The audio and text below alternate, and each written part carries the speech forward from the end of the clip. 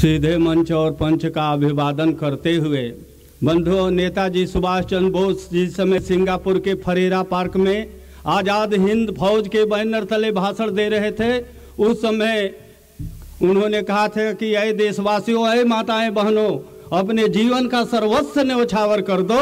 तो हमारी माताएं बहनें अपना गहना उतार उतार कर नेताजी सुभाष चंद्र बोस के चरणों में रखने लगी। तब एक बुढ़िया 75 वर्ष की उम्र के उसके अपने आंचल के कोने में चांदी के 3 सिक्का बांध कर रखी थी, जाने लगी। लोगों ने कहा ये क्या देगी, लेकिन जब वह खोल करके नेताजी सुभाष चंद्र बोस के चरणों में रखने लगी, नेताजी फपक गए। कहे कि क्या तुम गरीब का पैसा नहीं लेते हो क्या बेटा? तब उस पैसे को उठाकर तब एक बात कहना चाहता है। भोजपुरी में एगो छंद सुना देवे तनी कि सत्य के करीब खान जंग हर जीते जवान, ना करे गुमान कबो ना केहू से दूरिया।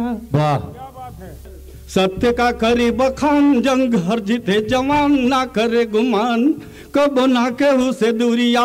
अयान बान शान रख सबका पर ध्यान रख, माई बहन बेटी के बचावे ला पगरिया। वाह, लेकिन चोरव गौरवन के कांपे हाल लांघे पर्वत पहाड़, अधीन के सतावे वो कर तोड़ दे मौरिया। राष्ट्रभक्ति भावे और देश को जगावे शेर, पानी में पानी उह नेता क्रांति करिया। गालियां होनी चाहिए एक छंद से। अब सुनी सबे जवना छंद खातिर यहाँ के जवना कविता खातिर यहाँ के हमके आदेशित करनी है, सीधे वह कविता हम आपके खिदमत में रखे। स्वागत है राष्ट्रभक्ति, यह राष्ट्रभक्ति है राष्ट्रभक्ति सही आचरण है। लीले खातिर तक के मिलल आजादी, दीवाना आजादी के लड़े लड़ाई, वो वीरन सपूतन के बाटे बधाई। माई के बंधन से लड़के छोड़ौले जवानी, सदा दाव पर ही लग। वाह, बहुत कुर्बानी तबे रहल पानी, आई गोरवन के छक्का छुड़ौले सेनानी। नशा देश भक्ति के भरपूर हिम्मत, यही से दुश्मन के हिलल हुकूमत। आ गोरकी गोरिया बेटा हासा परैली, फिर नाही ससुरा बलमुआ घर अली। तो खादी पहिर के भी कैलो बर्बादी। राष्ट्रभक्ति सही आचरण हो, लीले खातिर तो के मिलल, लीले खातिर तो के मिलल आजादी। राष्ट्रभक्ति हीरा भाई, माई जहाँ अपनी बेटा के त्यागे, अब भैया के बहनी सदा रखली आगे की। राखी के बंधन है भैया ने भैया, आन पर जान दी है कदम ना हटैया। गवने की दुल्हन बलम घर जवैनी, इहे सनगो साजन से संकट में कैली की। हे नाथ पहले तो सरहद बचावा, विजय के खुशी लेके हर्षित मनावा। तबे प्रीति पत्नी पति के निभैया, उहे जीत के गीत सैया सुनैहा। आ तू सड़क से सदन तक धुमिल कैल वर्दी। राष्ट्रभक्ति यह नहीं आचरण है, लीले खातिर तक मिलल। जिंदाबाद जिंदाबाद। है नेताजी जिनकी जयंती के अवसर पर हम लोग एकत्रित हुए हैं। नेताजी सुभाष धन कैसन नेता, नर नारी सारा जमाना से नाता। क्षेत्र मजहब बिरादर न जन ले, भारत के कण कण के परिवार मन ले।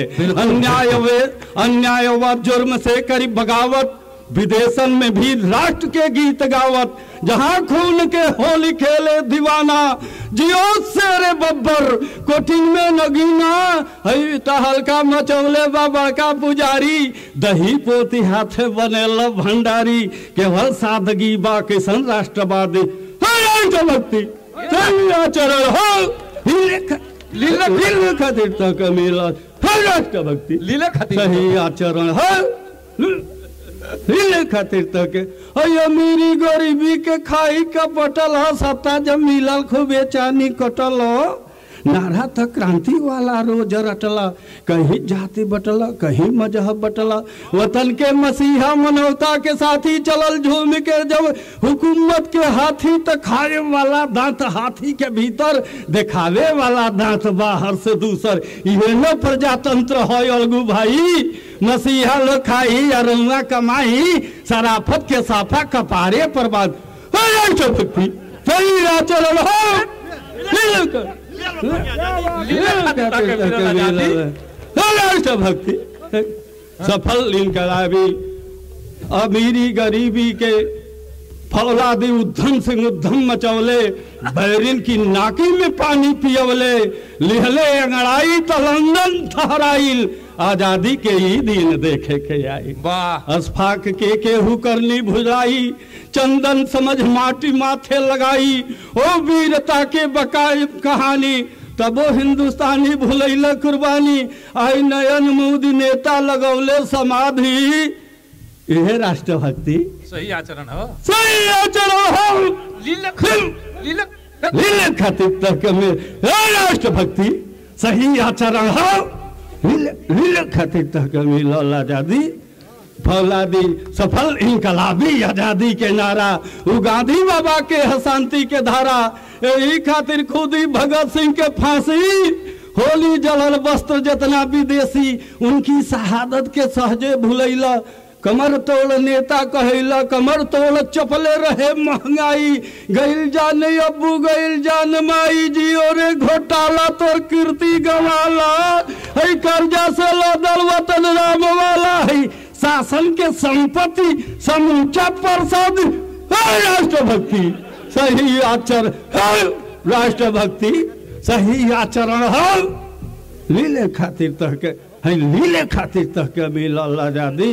इन्हीं शब्दों के साथ वाह वाह, जोरदार ताली।